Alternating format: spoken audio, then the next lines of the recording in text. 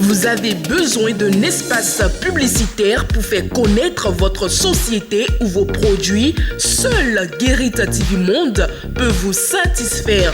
Pour tout renseignement, contactez le 00229 91 19 10 10. Guérite TV Monde, le leader des web TV.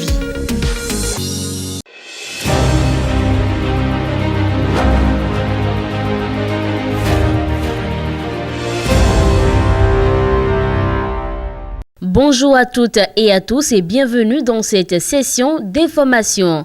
À l'entame des échos de la présidence togolaise de ce samedi 15 juin 2023, sachez que le président de la République, Faure Essozima Yassingbe, a participé durant la semaine écoulée en Guinée-Bissau aux travaux de la 63e session ordinaire de la conférence des chefs d'État et de gouvernement de la communauté économique des États de l'Afrique de l'Ouest, CEDEAO. Le chef de l'État du Togo et ses pairs ont procédé à l'examen des rapports sur les projets communautaires et la situation économique, sécuritaire, politique et humanitaire. Ils ont également passé en revue les rapports d'activité et formulé des recommandations et résolutions. Le Togo, pays fondateur de la CEDEAO, a toujours maintenu un ferme engagement pour le maintien d'un agenda de paix, de sécurité, de stabilité au sein de la communauté avec le dialogue et la concertation comme outil de l'intégration économique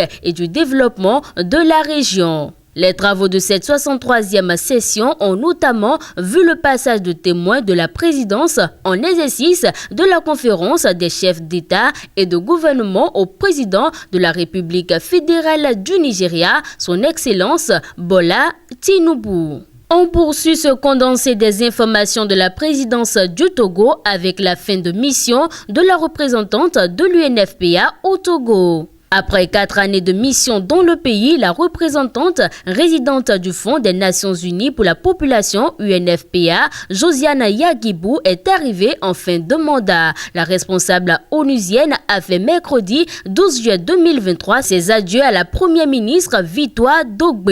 La rencontre organisée à la primature a été l'occasion de faire le bilan de ces 4 années de collaboration avec le gouvernement et de féliciter l'exécutif pour les réels progrès réalisés sur les différents projets couverts par l'UNFPA en lien avec les ambitions de développement du pays. Même si beaucoup reste à faire, la planification familiale s'est beaucoup améliorée depuis 2019.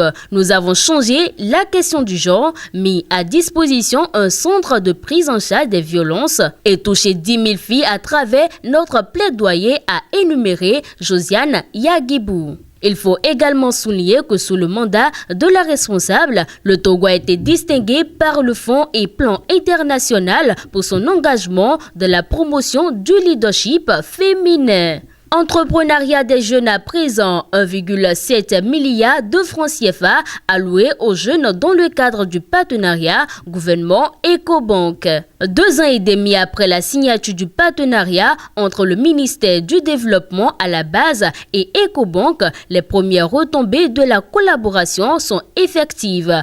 À ce jour, 1,78 milliard de francs CFA ont été décaissés au profit de 32 jeunes entrepreneurs togolais sur un volume de 4,72 milliards de francs CFA. 2 dossiers a annoncé mercredi 12 juin 2023 Myriam Dalmeida. Les chiffres ont été dévoilés lors d'une rencontre organisée la semaine dernière entre le département ministériel et la Banque panafricaine dédiée à un bilan d'étape. Si plusieurs autres dossiers sont à l'étude, la ministre a, d'une part, invité la banque à accélérer le déblocage et d'autre part, exhorté les jeunes entrepreneurs à rester sérieux, performants, ambitieux et attentifs aux opportunités de marché. Note culturelle dans les échos du Togo. Après 4 années d'absence, la foire Made in Togo, dédiée à la promotion et à la consommation des produits locaux, effectue un grand retour. Ce sera du 28 juillet au 6 août prochain,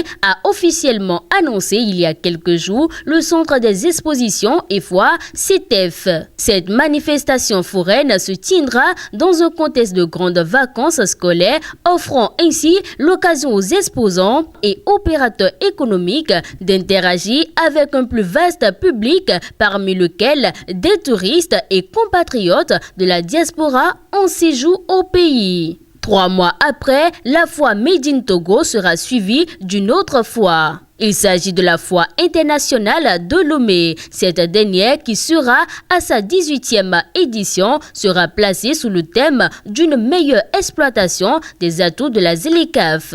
Nous parlons du retour des pèlerins togolais du Hadj 2023 pour terminer. Une première vague de 341 pèlerins a regagné Lomé mardi 11 juin 2023. Ces derniers ont été accueillis à l'aéroport international Yassingbe Eyadema par le ministre de la Sécurité et de la Protection civile. Si ce déplacement en Terre Sainte s'est globalement bien déroulé, grâce notamment au travail de la commission du Hadj et au concours des autorités saoudiennes, 2 décès ont été déplorés et une naissance enregistrée. 2 autres vols suivront dans les prochains jours et tout devrait être bouclé le 14 juillet avec l'arrivée des derniers pèlerins, a indiqué le ministre Yak Daeman. Fidèle internaute de Guérit TV Monde, ainsi se referme le condensé des informations de la présidence du Togo allant de la semaine du 10 au 14 juillet 2023. Merci pour votre aimable attention et à samedi prochain pour d'autres informations.